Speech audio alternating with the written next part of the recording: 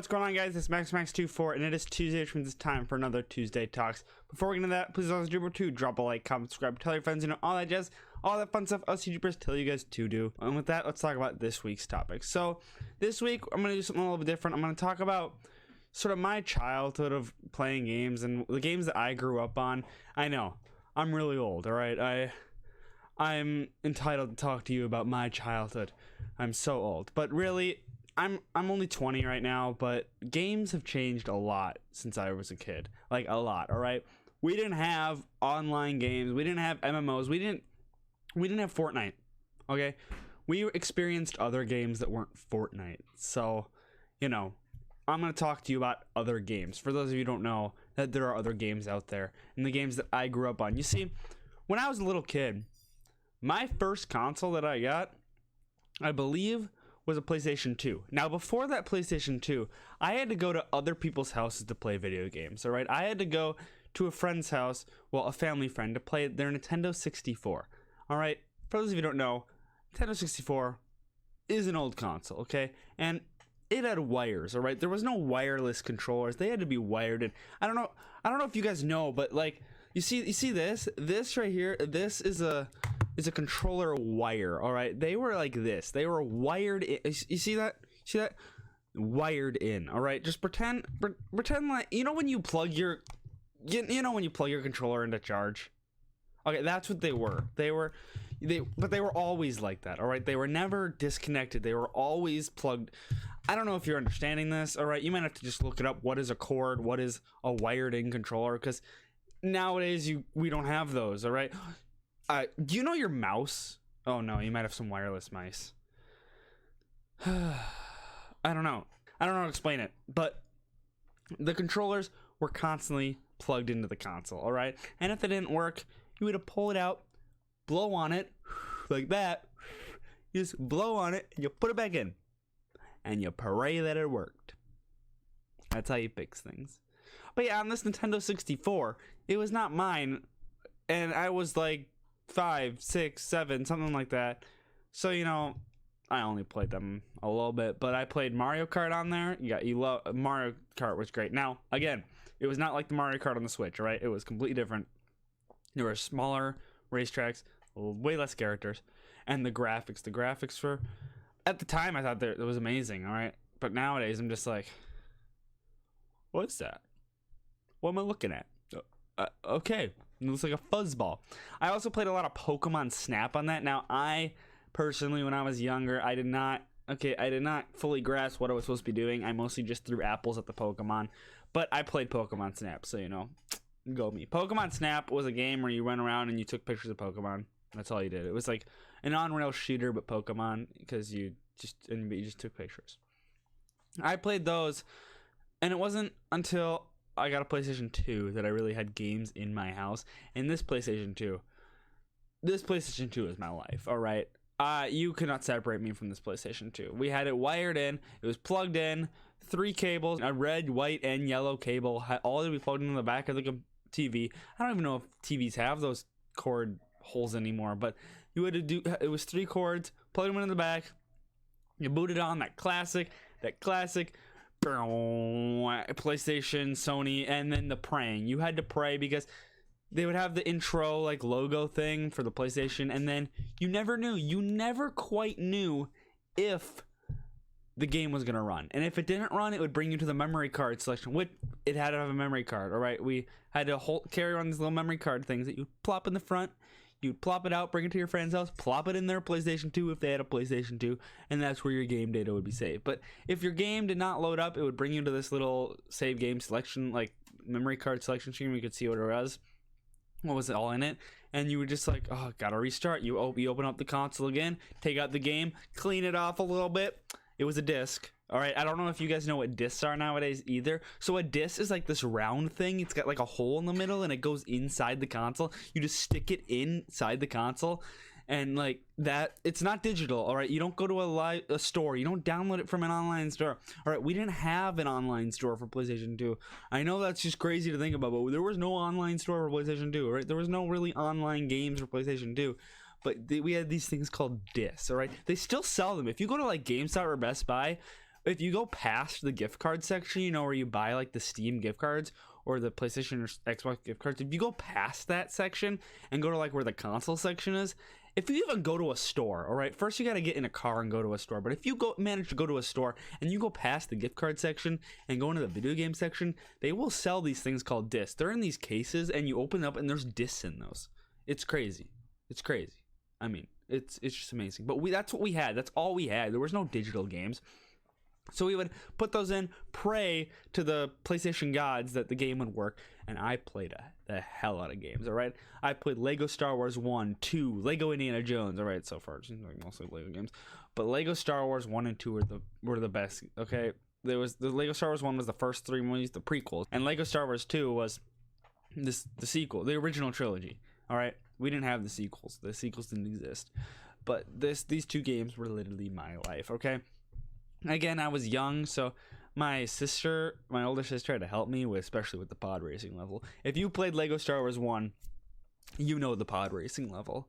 All right, that I could not do that, but she did it for me. But yeah, those were amazing. Split screen, and back in that day, there was no line down the middle, no line across the top. You had to walk and stay on the same screen together. You could not separate. You could have to stay together. It tested friendships, right? If one person wanted to go that way, one person wanted to go that way, you had conflict, all right? But I played the hell out of that. The hell out of Lego Star Wars 1 and 2. The hell out of Lego Indiana Jones. Also on that PlayStation 2, I played Battlefront 2, all right? I'm not talking about the EA excuse for Battlefront 2. I'm talking about the tried and true Battlefront 2. Amazing. I loved every second of it. Played so much of it. So much. I even had to buy a second copy, I think, because my first copy broke from how much it was played. All right, it got scratched up, and I loved Battlefront 2. Like, that was literally my game, okay? The memories. You would go hang out people come hang out here, split screen, Battlefront 2. That was the best. On Megiddo or Coruscant. That was the best. I would also, once in a while, you know, pop in Sims 2. Now, Sims 2 was on PlayStation 2, and it allowed for split screen Sims. All right, that is amazing. Split screen Sims. You could even make aliens. All right, that was the dream. That was the dream game. It was the best. And during this time of my PlayStation 2 era, the PlayStation 2 actually broke for a little while, and for some odd reason, Santa Claus one day, it wasn't even Christmas, but on our porch there was a box from Santa Claus, and it was a new replacement PlayStation 2, because, you know, Santa Claus delivered it to me. Don't you dare tell me otherwise. It was Santa Claus, all right? If you tell me Santa Claus isn't real, I will come to your house, and I will just hug you, because you had a deprived childhood. I'm sorry, but, like, everybody knows that Santa's just... Yeah, he gave me a second PlayStation 2, okay? I haven't learned how to grow up, okay? Gosh. But yeah, during this time, after, you know, the PlayStation 2 debacle wasn't broke and I got a new one, I would also go to a friend's house because he was rocking a GameCube, all right? A GameCube. Now, a GameCube was a Nintendo console. It was a cube. It was a cube. And they had little tiny discs. So, you know the disc thing that I was talking to you about that's past the gift card section for the Best Buy? Yes, well, imagine those. If you go and see them, if you know what they look like, imagine those, but tinier. Okay, tinier. They could fit, like, right here. That was a GameCube game, and I would go and play GameCube games with my buddy, one of my best buddies at the time. He lived right on the corner. Play so many games with him. One of them was Godzilla Destroy All Monsters. That was the game, all right? Godzilla Destroy All Monsters. We type in little cheat codes that you'd have to find online. You have to print them out because we didn't have phones. We didn't have laptops, right? We had to print them out on pieces of paper and bring them over to the GameCube and, you know, type them in, and they would let us unlock all the Godzilla characters. And, you know, each of you would pick a Godzilla monster and you would fight it out to the death in this city. There'd be flames, buildings, destruction. It'd be great, all right? And that was literally one of the best games I ever played at the time, all right? We'd go up against each other, fight each other in this city, destroy it mostly, and then kill each other. Godzilla Destroy All Monsters. Along with that, we would play some Pikmin action. Pikmin and Pikmin 2.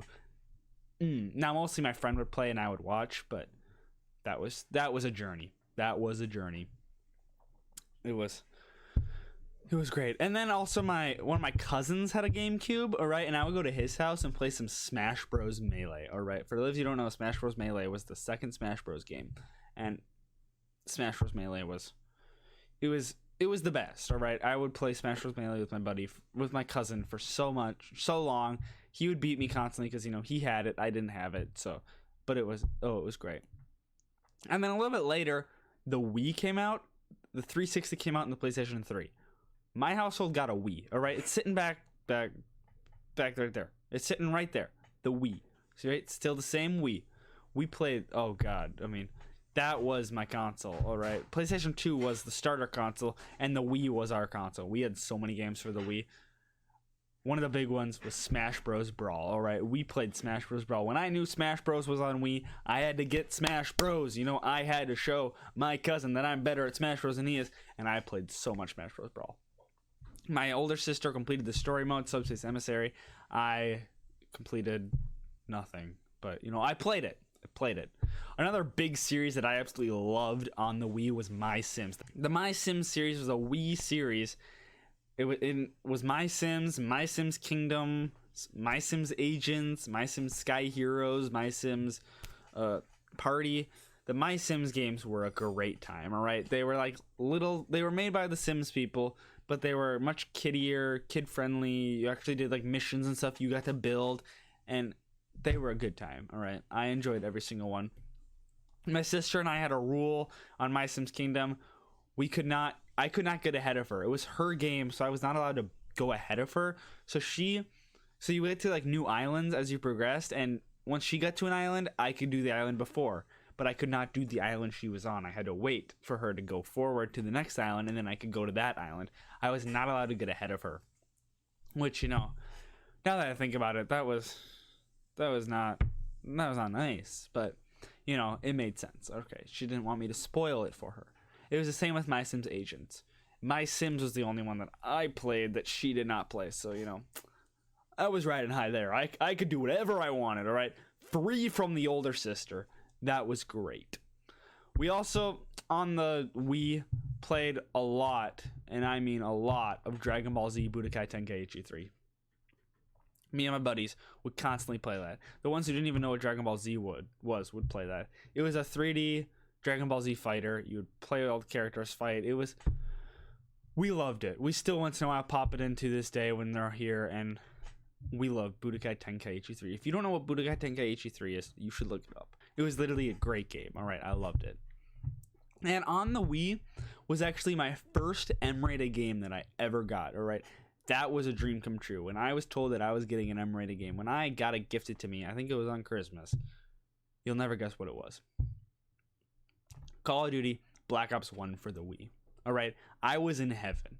All right, looking back at it, I know now Call of Duty on the Wii sucks.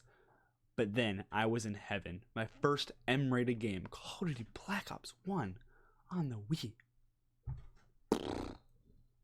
And then it only spirals from there. Okay, I got so many more games. I was not allowed to get GTA. I was allowed to get Saints Row the Third, but I was not allowed to get GTA for some reason. But that's a little bit down the line when I got my 360. I also had a barely working PC at the time. All right, it was upstairs. It was barely working. It was, you know, it was slow, but Skyrim. I got Skyrim on that, and that was the best, okay? I was in heaven. All these things you could do in Skyrim, I was like, what? How is this even possible? This is crazy. This world that I can walk around in, I could be who I want. It's amazing. But at the age that Skyrim came out, I never completed it. Okay, I lost interest so fast. It wasn't until recently that I actually completed Skyrim on my new computer. Back then I was like, it was cool. Cool world. Okay. And then I went and like read a book or something. I didn't read a book, but like, you know what I mean. And while my friends were all playing 360, they all had 360s, I was still rocking the Wii. It wasn't until near the end of the 360 line that I actually got a 360. Before the 360, though, I bought myself an OG Xbox, because all my friends had Xboxes. I wanted to have an Xbox, but it was the OG Xbox. I found myself an OG Xbox for like $20 with Halo 1 and 2, the OG Halo 1 and 2s, not the updated graphics versions, on the original Xbox. And of course, I played the hell out of those. Okay, with the giant Duke controller, I played that. Those are amazing. Like a year later, I got a 360, and then I was able to join my friends finally, and I never left them since. On that 360 saw a lot of use. Okay, Minecraft. I was around when Minecraft first started.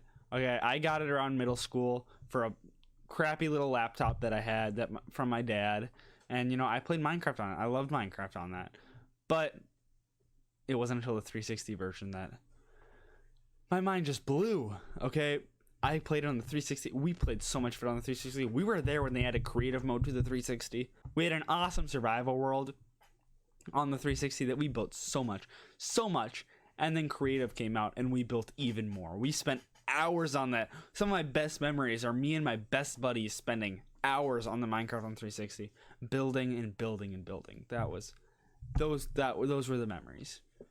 And also on there, another game that we constantly played was, of course, Doritos Crash Course. Who didn't play Doritos Crash Course on the 360? All right, if you didn't play Doritos Crash Course on the 360, you're lying to yourself. Okay. But then from there, it just spiraled out of control. And, you know, once the Xbox One came out, I had to get a PlayStation 4, and then I got to get a PC, and then I have a Switch, you know. And now I'm just sitting here making YouTube videos for, like, 92 subscribers to try to get big, you know. It's just kept spiraling. But yeah, it all started with that N64 at our family friend's house. That's where it all started. And then the PlayStation 2, and then the Wii, and then the OG Xbox, and then the Xbox 360, and then where we are today. But yeah, I hope you enjoyed. If you liked this kind of a video of me talking about myself and my childhood and growing up as a gamer, and you know, you want to talk a little bit more about, you know, that kind of stuff instead of, you know, topics. You want to talk more about that kind of stuff, I will gladly share you that kind of stuff. And if you don't want to hear anymore, then, you know, you can tell me to go screw off, and I'll go screw off somewhere, I guess. It's kind of rude, but, you know, whatever you want. Okay, that I'd make these videos for you guys. But yeah, I hope you enjoyed. If you did, as always, please remember to drop a like, comment, subscribe, tell your friends, you know, all that jazz, all that fun stuff us YouTubers tell you guys to do. I upload every Monday through Friday. I try to. Follow me on social media to keep updated on everything that's happening with this channel. And with that, I hope to see you in the next video.